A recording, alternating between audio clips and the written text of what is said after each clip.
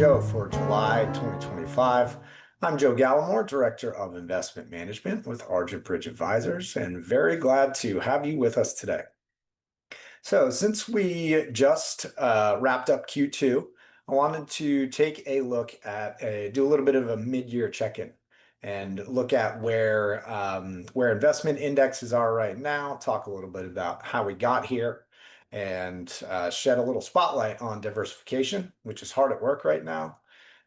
Share some things that we are talking about here at Argent Bridge Advisors related to your investments, and then leave you with a few thoughts to take with you after this. So let's dive into it.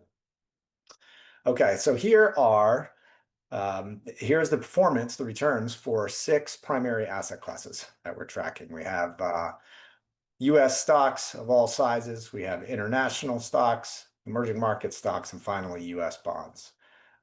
These returns are as of the end of June, and as I'm recording this, middle of July, those returns have only improved since then. So that's very great to see.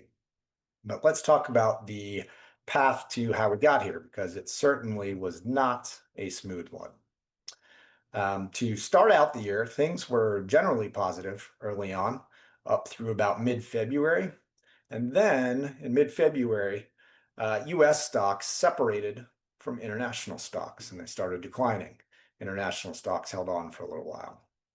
Then, very beginning of April, we all remember, first round of tariffs were announced and everything took a substantial decline right then and hung out there for a few weeks. And then late April through the end of May was a period of recovery. So then we make it to June. June was rather subdued, but it was marked by a spike in volatility due to the conflicts with Iran and the potential for disruptions in oil supply there. But during the course of this whole year so far, bonds have stayed relatively stable, relatively steady through. It's this brown line through the middle there. That's the US Aggregate Bond Index, and that index right now is kicking off a yield of about 4%. So it's very nice to see that bonds are exhibiting their historical characteristics of providing stability in the portfolio while also providing some income. So that's great to see. This is a great illustration from JP Morgan. And what this shows is that a diversified 60-40 portfolio, that's 60% stocks, 40% bonds and alternatives. As of June 30th, a diversified portfolio is outperforming the S&P 500. That's impressive to see. But what's even more impressive is that same diversified portfolio from JP Morgan in early April, when everything took a very sharp downturn, that diversified portfolio exhibited only about 55% of the downside experienced by the S&P 500. So that is very impressive. So yay for asset allocation, which is hard at work once more. All right, now shifting gears, Argent Bridges Investment Committee met last week, and I just wanted to share a few things that were discussed that we're talking about right now and that we're thinking about as we look forward into the second half of 2025 and beyond. First thing we talked about, we are looking at areas where active management may have advantages over passive indexing right now. Since both stock and bond markets have been really mixed up this year, and the prices of individual securities within each of those investing universes have become dislocated, this is an environment when stock picking based on fundamentals can really add value. So that's a theme we're focused on right now to see if we can make improvements in the portfolios. Second, we are thinking about risk and opportunity from many different angles.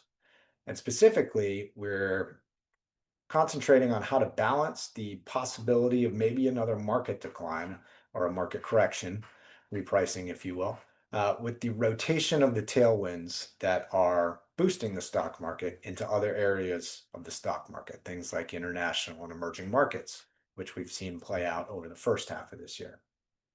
So as stocks go through a rotation, we're balancing the risk and the opportunity within portfolios.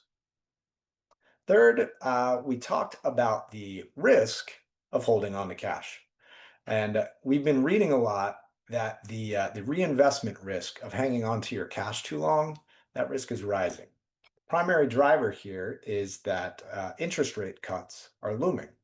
So if you're going to put your cash to work, you can put them to work in bonds or in stocks. If you put them into bonds, not only are you locking in a good rate right now, that you lock in the rate and then they cut the interest rate. But when rates go down, the prices of the bonds go up as well. So that's good. And naturally, lower rates are a tailwind for stock prices as well. So we're trying to be very mindful of how to put cash to work right now before things start moving and the cash becomes less valuable. Finally, we are looking at how to take advantage of any tax opportunities within portfolios and harvesting any losses, which can be used to offset some of your taxes. This is something we did back in Q2 after equity markets took that sharp dip after the first round of tariffs were announced, and we want to be ready to take advantage of that once again. So finally, I want to leave you with three ideas to hang on to as the rest of the year plays out, because it sure has been an interesting one so far. Idea number one is that diversifying your portfolio is important. It always has been, always will be, but 2025 is providing a great example of why it's important. The second idea is that, government policies, things like tariffs, and especially war, those are going to create market shocks and they're going to stir up lots of volatility. But stock markets are resilient. They always come out the other side. So obviously predicting what the next shoe to drop is impossible. So you have to just trust that markets will recover. And the final thing is that no matter what causes volatility, your best weapon against that volatility is just staying invested. As an investor, you will never be able to avoid volatility. It's just required if you want to play the game. So staying invested ensures that you're going to capture 100% of the imminent recovery, which always comes. Sometimes it takes a little longer. Sometimes it happens very quickly, but it always happens. So that is it for July's Cup of Joe. I want to thank everyone for watching. Be sure to subscribe to our YouTube channel, like this video. We appreciate it very much. And as always, if you ever have any questions, please reach out to anyone here at Argent Bridge and we will answer you very quickly.